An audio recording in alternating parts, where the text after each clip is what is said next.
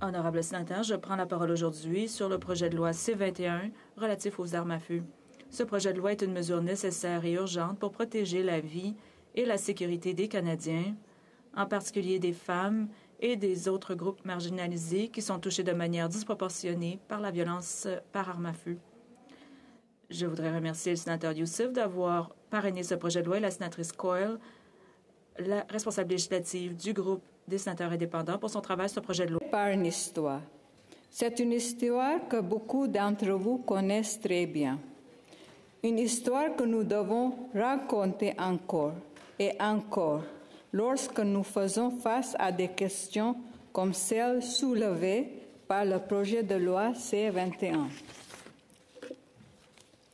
Le 6 décembre 1989, des étudiantes et étudiants en génie de l'École polytechnique Montréal étudiaient vers 17 heures un homme de 25 ans qui sera plus tard identifié comme Marc Lepine et entre dans l'immeuble. Il était habillé d'un uniforme militaire et portait secrètement un Ruger mini-cartouche, un fusil semi-automatique léger qu'il avait acheté dans un magasin d'articles de sport local 3 semaines plus tôt.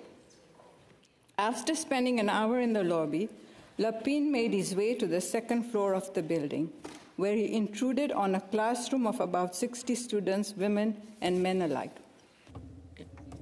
Cela forçant les hommes à partir, il a proclamé haïr les féministes. Et à 17h10, il a ouvert le feu. Rapidement, Lepine quitte la salle de classe et tire sur de nombreuses femmes en se rendant au rez-de-chaussée et au 3e étage, où il s'introduit dans une autre salle de classe.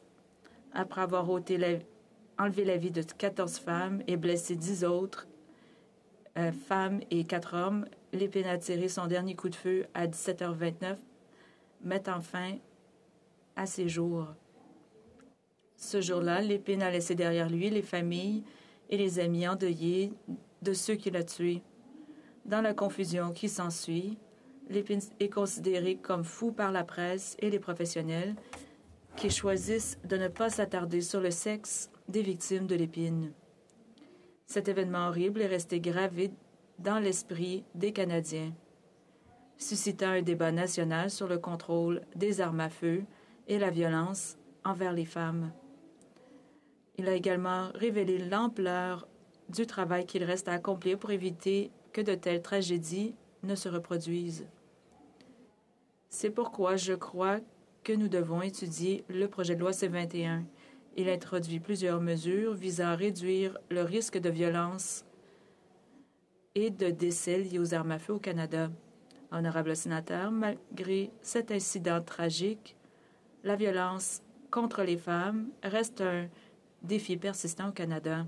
En 2018, environ 600 victimes de violences entre partenaires intimes déclarées par la police ont été victimes d'armes à feu contre 401 en 2013.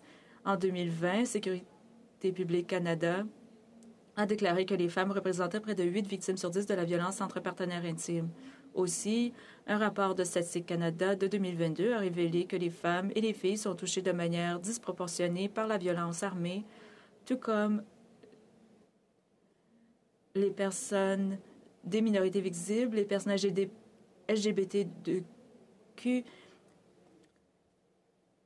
les enfants et les jeunes, les familles à faible revenu, les personnes vivant dans la pauvreté et dans les communautés nordiques éloignées.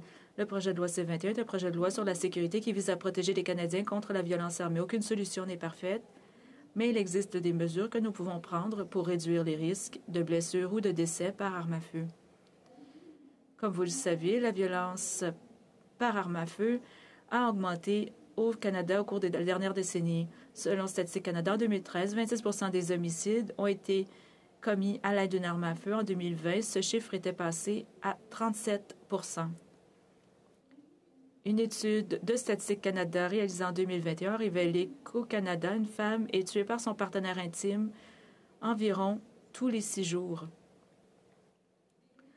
La Fondation canadienne des femmes a également constaté que l'accès à une arme à feu est le meilleur moyen de prédire que la violence familiale deviendra mortelle. Le projet de loi C-21 vise à lutter contre la violence entre partenaires intimes et la violence fondée sur le sexe en promulguant des lois sur le drapeau rouge et le drapeau jaune. La disposition relative au drapeau rouge permettra à quiconque de demander à un juge provincial une interdiction d'armes à feu d'urgence qui exigerait le retrait immédiat dans les 24 heures des armes à feu d'une personne qui pourrait représenter un danger pour elle-même ou pour autrui. Cette disposition est encore renforcée par la possibilité pour un demandeur de solliciter une ordonnance de limitation d'accès si le défendeur a accès aux armes à feu d'une autre personne. Dans ce cas, le juge peut décider de retirer immédiatement les armes à feu à cette personne également. L'interdiction temporaire durerait 30 jours. Toutefois, une interdiction plus longue est possible, jusqu'à 5 ans, si un juge décide qu'il existe des motifs raisonnables de considérer que le propriétaire de l'arme à feu continue de présenter un risque pour sa sécurité ou celle d'autrui. De plus, le projet de loi protège la sécurité des demandeurs en permettant aux juges de ne pas permettre aux médias publics d'assister aux audiences, sceller les documents judiciaires pour une durée maximale de 30 jours ou de supprimer les informations d'identification pour toute période que le juge estime nécessaire, y compris de manière permanente. La disposition relative au drapeau jaune est une procédure administrative qui passe par le contrôleur des armes à feu. Elle permet à tout membre du public, y compris les professionnels de la santé, d'informer le contrôleur des armes à feu d'une situation ou d'un comportement susceptible d'affecter le droit à une licence d'armes à feu. Si le contrôleur des armes à feu estime qu'il existe des motifs raisonnables de soupçonner qu'une personne n'a plus le droit de détenir un permis d'armes à feu, il suspend l'autorisation du titulaire d'acquérir une arme à feu pour une durée maximale de 30 jours pendant la durée de l'enquête. Si, à la suite de l'enquête, le contrôleur des armes à feu décide que la personne n'a plus le droit de détenir un permis de port d'armes, il prononce une révocation et le propriétaire de l'arme à feu doit remettre toutes ses armes à feu au contrôleur des armes à feu, au préposé d'armes à feu ou à un agent de la paix dans un délai de 24 heures. Ces dispositions sont imparfaites, mais sont bien accueillies par la majorité des organisations de femmes qui prévoient des effets positifs sur la réduction de la violence fondée sur le sexe, de la violence entre partenaires intimes et de la violence familiale au Canada. Sénateur, il s'agit de bonnes dispositions. Mais il y a encore un enjeu que j'ai en tête. Les gouvernements ont de bonnes lois. Il y a plusieurs lois pour contrer la violence envers les femmes dans notre pays, mais il n'y a aucune ressource pour faire des poursuites. Certaines violences n'ont eu aucune... qui sont dans le code criminel, n'ont pas eu de poursuite. Il faut voir quelles ressources seront fournies. Sinon, le drapeau rouge, le drapeau jaune ne signifie rien si le gouvernement ne donne pas des ressources. Honorable Sénateur, je crois que tout le monde dans cette salle convient que la violence armée est un problème réel et urgent. Là où certains d'entre nous peuvent différer, cependant, c'est dans notre façon de résoudre ce problème. Bill C-21. Le projet de loi C-21 prévoit de renforcer les contrôles des antécédents et d'utiliser les fonds de 250 millions de dollars pour s'attaquer aux causes profondes et aux déterminants sociaux des crimes commis avec des armes à feu telles que la pauvreté, le racisme, la maladie mentale et l'appartenance à une gang. Cela permettra de prévenir la criminalité avant qu'elle ne se produise et d'offrir des alternatives et des opportunités positives aux jeunes vulnérables. Je demande au comité d'étudier ce projet de loi pour s'assurer que ces objectifs soient appliqués tels que prévus. un grand nombre d'informations erronées et de désinformations ont été diffusées à propos de ce projet de loi, suscitant la peur chez les propriétaires d'armes à feu.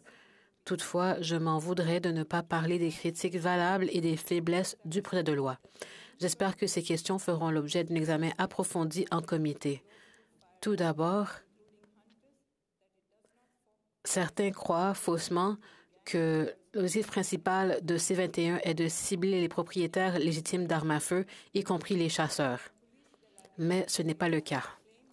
5% of handguns used in violent crimes come from black market and that there is a strong correlation between drug trade and firearms violence. This is something that needs to be... La police de la ville de Montréal dit que les armes de poing utilisées dans les crimes violents viennent du marché noir. Et c'est une question qui doit être étudiée en comité. Les armes illégales arrivent souvent au Canada par bateau, par train ou par drone. C'est pourquoi nous devrions dégager davantage de ressources pour permettre aux agents des services frontaliers de patrouiller entre les postes frontières officiels. Explique que le projet de loi C-21 aura des répercussions négatives aux milieux du tir sportif et de l'airsoft qui n'ont rien à voir avec cette augmentation de la criminalité. Enfin, certains soutiennent que notre gouvernement devrait également investir plus de fonds et de ressources dans la santé mentale, car certains de nos jeunes sont radicalisés ou se joignent à des gangs, ce pour de nombreuses raisons différentes. Honorable sénateur, je pense que ces préoccupations devraient toutes être étudiées en comité et j'appelle ceux qui étudieront le projet de loi à prendre ces questions au sérieux. Je terminerai ce discours par un autre incident très triste qui est proche de mon cœur et de ma foi.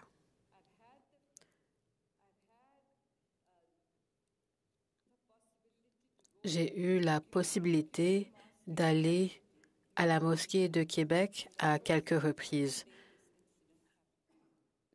le lendemain de l'incident. La dernière fois que je suis allée à cette mosquée, c'était avec le comité sénatorial des droits de la personne. J'ai eu l'occasion de rencontrer l'imam Boufelja Ben Abdallah de la mosquée de Québec l'été dernier. Alors que je participais à l'étude sur l'islamophobie du comité sénatorial permanent des droits de la personne. Il avait un sourire chaleureux et un esprit ouvert.